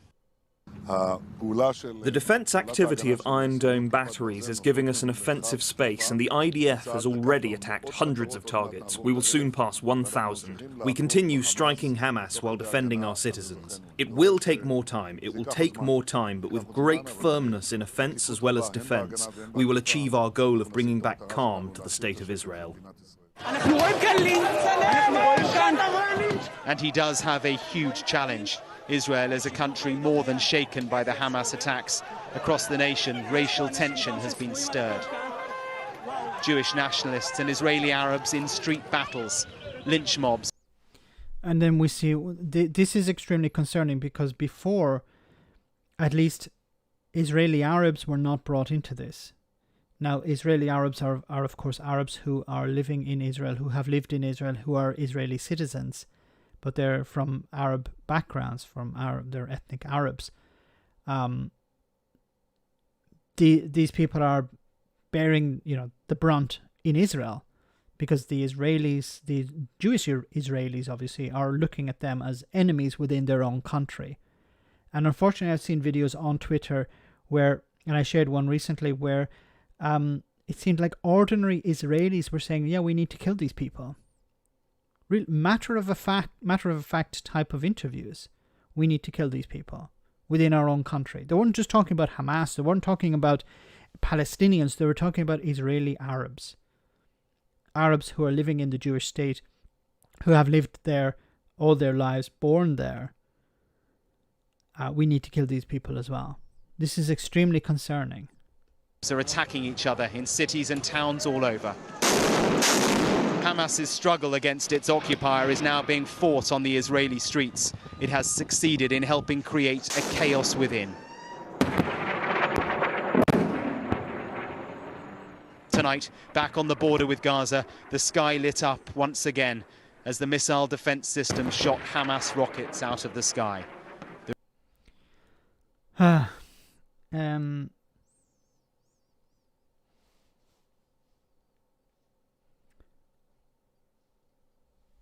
Max is a Zionist propagandist. Okay. so I'm not allowed to have an opinion. I'm sorry that my opinion doesn't match everyone else's opinion. Look, I'm looking at what I'm seeing. I'm saying that both sides have a problem. Now, is one being oppressed? Yes. The Palestinians are being oppressed. But how do you respond? Your response is to fire rockets. No, that is not the response. It doesn't work. It hasn't worked in the past. Why are you using methods that have been proven not to work? I'm not saying that the Palestinians are frustrated and that they want to rebel in some way, but we have seen how firing rockets into Israel has not improved their situation. Why would you use a method that you know is a failure, is not going to work? If people want to call me a Zionist goon or whatever, you can call me whatever you want. But most people who are on this stream understand my views on this. Got your anti-English to go for a full house. It doesn't piss me off. I understand that there's oppression on one side, and there's the Israeli government are the right-wing Israeli government. This is important to clarify. The right-wing Israeli government wants this. The left wing within the Israeli state do not want this.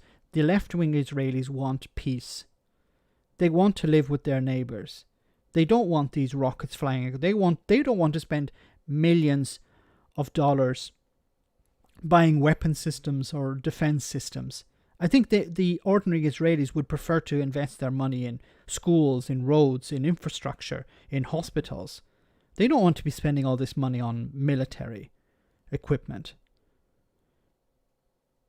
Unfortunately, the left in Israel are not in power. The right are in power, and the right love this. They want these attacks because it allows them to spend more money on the military. It allows them to reinforce their position. It allows them to appear strong. It allows them to show that they're strong in order to maintain their position in power. And it's not just it's common all over the world. The right like these types of attacks because it allows them to respond. James, thank you so much for that super chat. Again, the response is this if this is happening in and what is the response if this happened in Europe? I think this if it was happening in Europe, I think the European Union would be trying to mitigate between the two sides. It's difficult to compare to something happening like in Northern Ireland, because Northern Ireland is a very particular situation, and the same with Israel and the Palestinians. Is a very complicated situation, and it's not comparable. And sometimes it creates more confusion by trying to compare the two. Why are all trolls called Smith? The British are fundamentally responsible and still are selling arms to the Israelis. Look, very fair point, Max. What would John Hume do? John Hume would try to bring both sides together. The talks are the way out of this. Sitting down and negotiating. We give something, the other side gives something. That's how it has to work. But unfortunately, you have a right-wing Israeli government on one side. You have Hamas on the other side who don't want to negotiate. You know, if we look back at the past, there was the Palestinian Authority, Yasser Arafat, people like that who were more open, it seems, to negotiate. You had moderate or left-wing Israeli governments who were more willing to negotiate. Look, I think with the left, we want to negotiate. We have a feeling that we care about human life. We want to protect it where possible. And it doesn't matter if it's Arab life, Jewish life, British life, American life, European life. It doesn't matter. We want to protect all of them. I think if you were to ask most left-wing Israelis, they'd say we don't want to kill the Palestinians. And the same on the Palestinian side, the left-wing Palestinians would say we don't want to kill the Israelis. It's the right-wing here that's the problem. Netanyahu is a Yahoo. He definitely is. Netanyahu is enjoying this. He wants this. It's beneficial to him. Anyway, let's move on to something less controversial. Still quite controversial, but a little more easier to discuss. So, some very good news taking place in Wales. It says here Wales to... Oh, this once again I have to go. I'll see it later. Wales to launch pilot universal basic income scheme. Yay! So campaigners hail huge moment as First Minister commits trials of payments to cover living costs. So it says here, pilot universal basic income scheme is to be launched in Wales. Let me tell you guys, before we continue, I'm hoping to organise an interview, a bit like the one that I had on the issue of homelessness and the Vagrancy Act. I'm hoping to organise an interview with somebody who is an expert on UBI and also someone who's an expert on food banks and issues surrounding food banks. So I'm putting out feelers. I have some contacts who are doing some heavy lifting for me to get some people on board who would be willing to do some interviews on that. So the interview with Dane was extremely well received. So I'd like to do some more interviews like that on important issues, and also from you guys, if there's a topic that you'd like me to interview somebody on, do suggest it. Keep pumping it in the channel, and you'll get some traction, and then I can see about conducting an interview with somebody. So let's continue about UBI. So the new Minister for Social Justice, June Hutt, Jabba the Hutt, a close ally of Drakeford's, will be asked to work on the pilot. Under a UBI system, every citizen, regardless of their means, receives regular sums of money for life to cover the basic costs of living. Its proponents argue, and I'm one of them, that it can alleviate poverty and give people time to retrain and adapt to changing workplaces, be more creative, and be more active and engaged. In the build-up to this month's elections in England, Wales, and Scotland, the UBI Lab Network, a worldwide group of activists, researchers, and citizens, asked candidates to sign a pledge promising to put pressure on governments and councils to launch trials. 25 candidates who went on to win seats in 60-strong Senedd signed up, as did 29 of the Scottish Parliament. Earlier this week, a Welsh government spokesperson sounded a cautious note, saying, "In principle, the idea of a universal basic income has its benefits. To introduce this in Wales would require an active commitment from the UK government, as the welfare system is not devolved." In an interview on Friday, the Greatest Hits Radio, Drakeford went further. When asked if he would press ahead with the pilot, he said yes. So let's just see a bit of the interview where he said he would. Just taking another question actually from somebody who's driving forward on the universal basic income debate in Wales. That's Jonathan Rhys-Williams, and he says 25 newly elected Senedd members have signed the pledge for UBI. Clear progress there. This is something you support. Are you still going to press ahead with those pilots?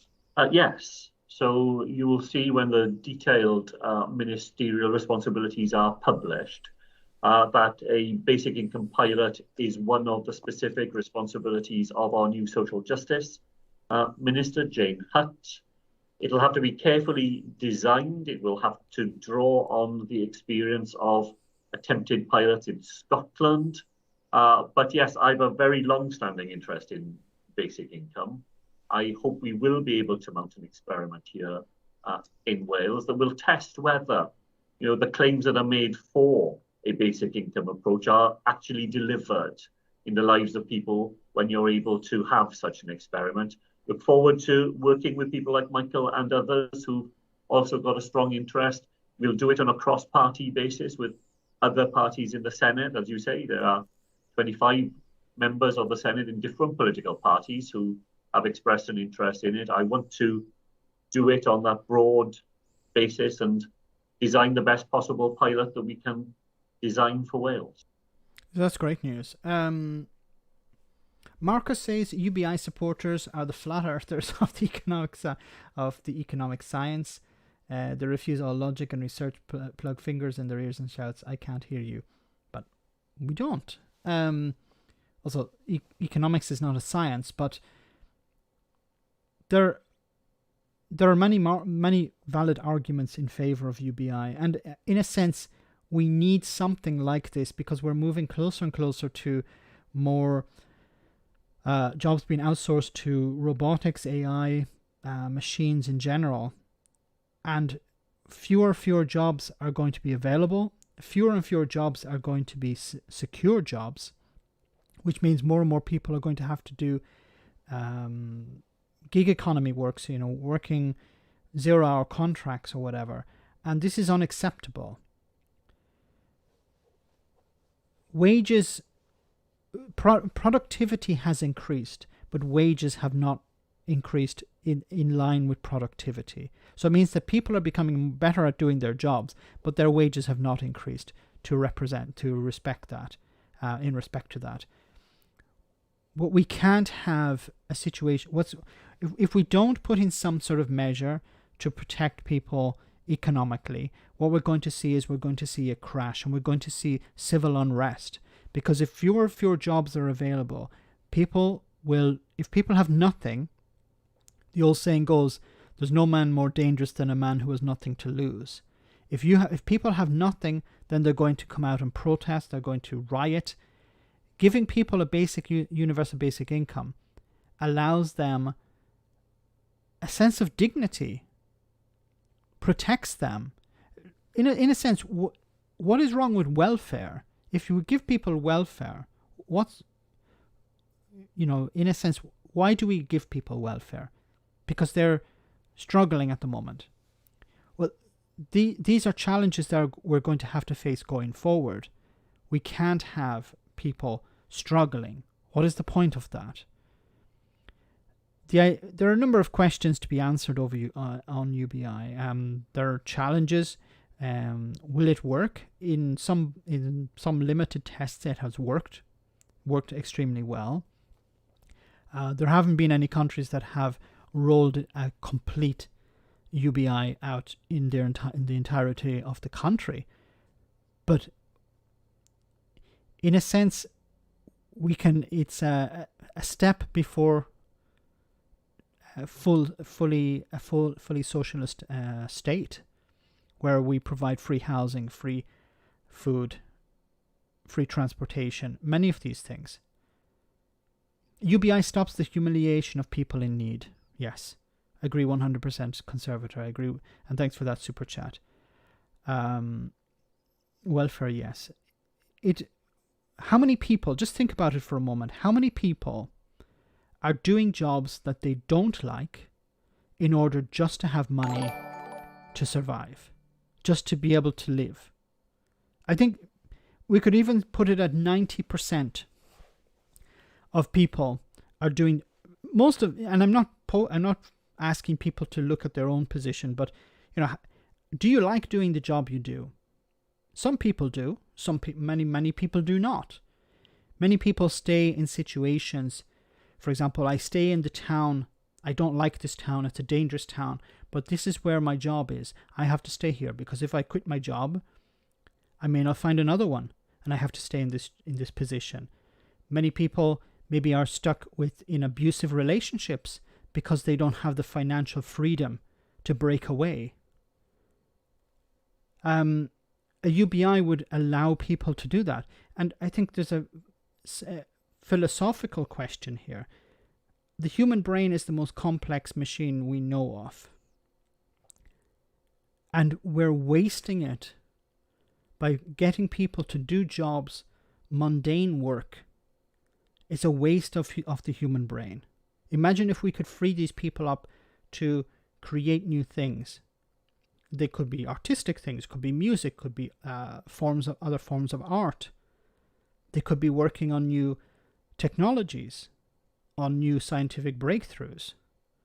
But instead we have them moving boxes. And I'm not criticizing people moving boxes. I'm just saying we could be using people's brains to a much better level. Their potential is being wasted.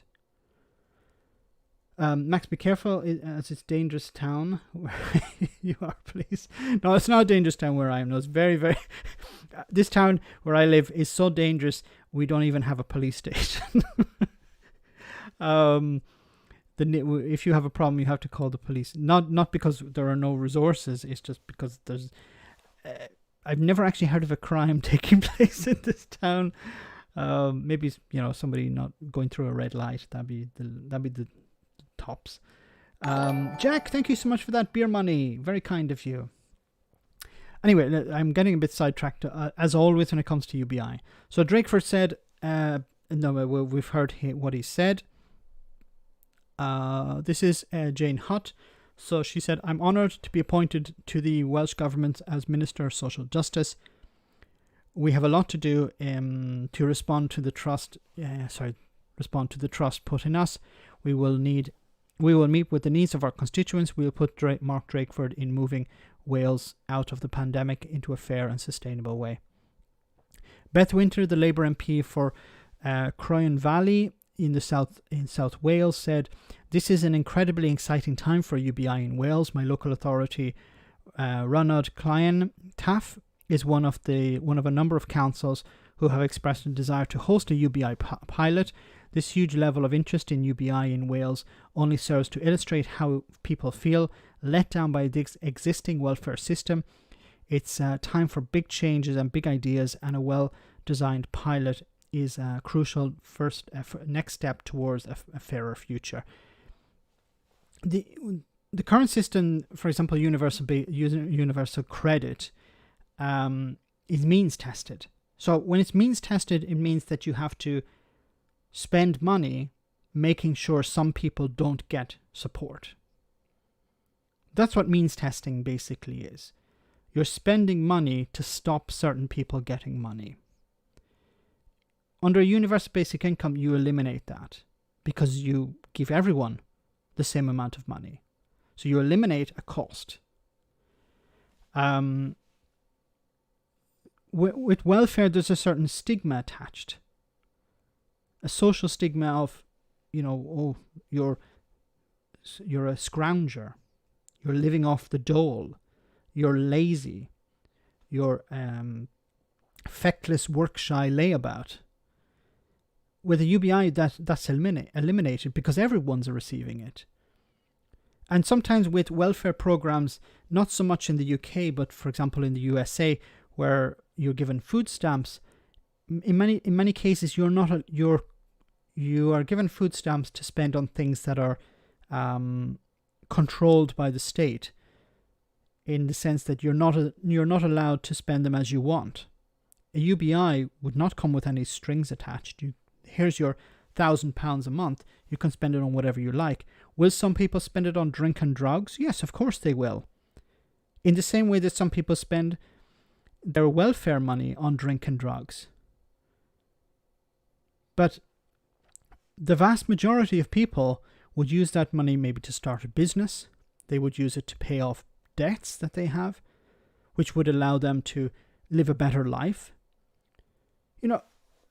We always consider it's really weird for me, but we tend to think about people as units, machines. What can we get out of them? And we never think of people's welfare as in, what can we give to them? Maybe it's the Tory mentality of the poor have a purpose. The poor should be worked to death. We should be able to wring them dry of everything that they can provide to society, or to capitalism, basically. The working class should work. The Tory idea of the working class is they're born, they work, they die. And in the meanwhile, they're providing something to the system. Don't consider them as thinking beings that have dreams or ambitions, who would like to have a good life, would like to enjoy things. And UBI is the opposite of what the Tory mentality is, of just turning people into machines, cogs in a wheel. Cogs in a machine, I should say. The poor aren't worthless unless they're in a poorhouse. I'm a bit feckless. We'll take the dot. I love your honesty. I'm a bit feckless at times as well. Drinking drugs, what's your problem, Max? I'm just suggesting that's what some people believe is a problem. I don't have a problem. If people want to spend all their money on, you can spend your money on whatever you want. But that's your money. I'm not going to dictate what you spend your money on. As long as you're not taking money away from someone else, as in like you're not looking after, if you have a family and you're not looking after your family and spending it on things that are not in the benefit of your family, then that's another thing. But that's about responsibility. But when it comes to a UBI, that's your decision. You have your money, you spend it as you want. And, if you're a libertarian, you should agree with me on that. If you're on the left, you should agree with me too. Next on the Tory agenda, universal life. When you die, we reanimate you and you work another 80 years. Universal life. In the UK, we're paid not to work. We're paid large fees to get educated, possibly, and only European countries, people that stay ignorant. In feudalism, you have the same. It's not related to capitalism. No, good point. I'm not procrastinating. I'll do it later.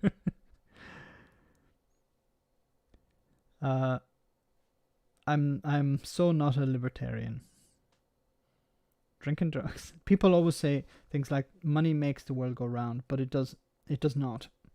We forget that capitalism is merely a mechanism that we made up. It can be tweaked. A better world is possible. Yes, I agree 100%. UBI is actually, on the right, they would say UBI. There are people on the right who agree with UBI, who are advocates for UBI, because they see it as a way, in a sense, of maintaining the capitalist system, because you are giving people money to spend in the economy. You're giving people money so they can buy useless crap. So on the right, they see a benefit. Some, not everyone. Some people see it like it's less. I think it's more of a problem in class societies like in the UK, where the upper classes feel that I need to separate myself. I need to keep other people down. While in other societies where it's just about money, if you have money, you have everything. If you don't have money, it's not so much about your class. You can be born a farmer and become a millionaire, and you be treated as if you were always a millionaire when you have that money. In other society, like in the UK, it seems that there's always you could become a millionaire, maybe not a billionaire, but a millionaire, and you'll always be treated as not upper class. There'll always be a barrier.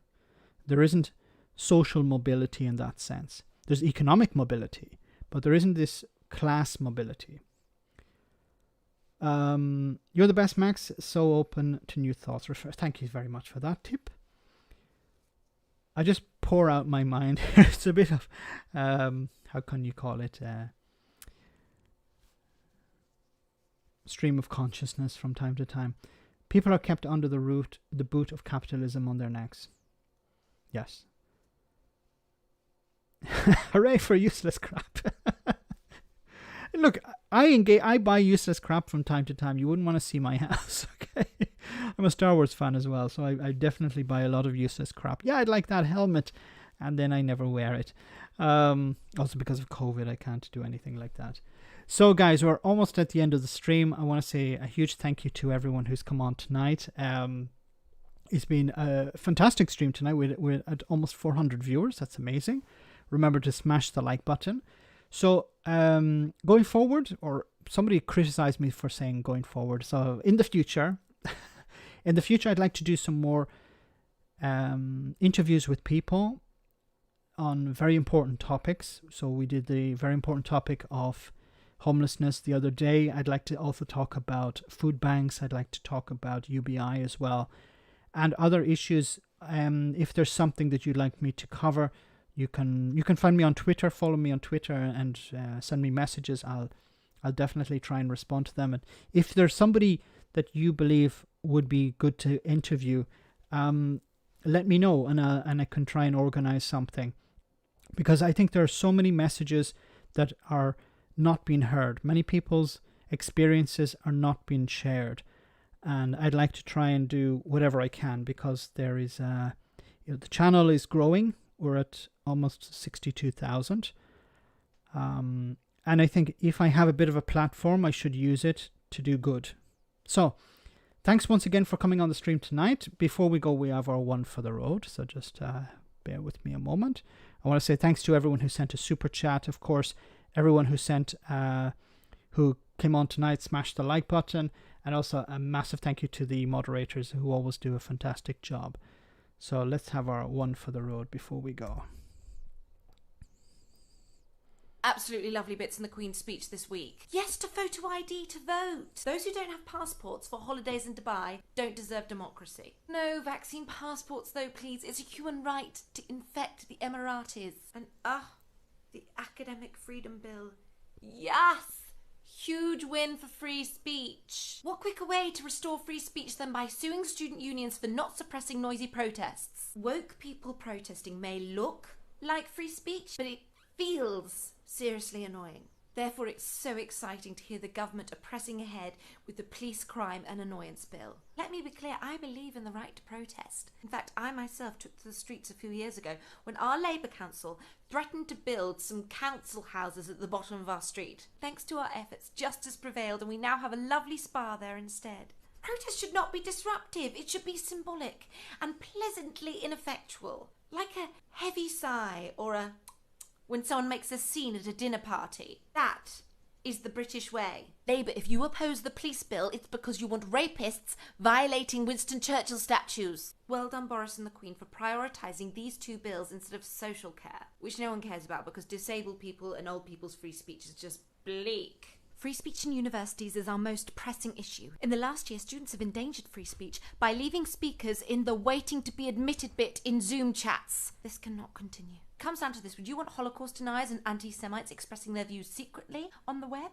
Or would you rather they get to teach wokey students a lesson by suing them for deplatforming? People get confused by free speech. For example, forcing unis to define things a certain way is not a threat to free speech if the government is doing the enforcing. Preventing academic discourse on Islam is not a threat to free speech, it's stopping students getting terroristy. However, preventing someone famous with controversial ideas from publicly speaking is a danger to free speech because the government likes watching them on the telly. Gavin Look at My Whip Williamson is looking for an ultimate fighting free speech champion, and I am your girl. Why leave it at the universities? We could have a free speech champion in all walks of life. Sue people who block Lawrence Fox on Twitter. Force religious clubs to invite Richard Dawkins. Obviously, deplatform those who say the empire is bad, as that's practically terrorism.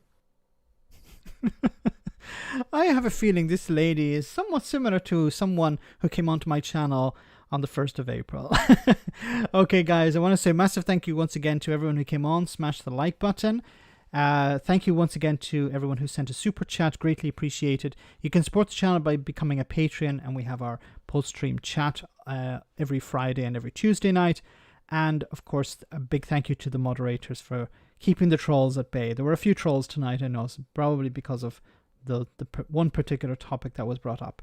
So, guys, have a great weekend. I'll see you all next Tuesday, same bat time, same bat channel, 9:30, British summertime. Have a great weekend. And as Boris Johnson always says, stay alert. Good night, guys. See you soon. Take care.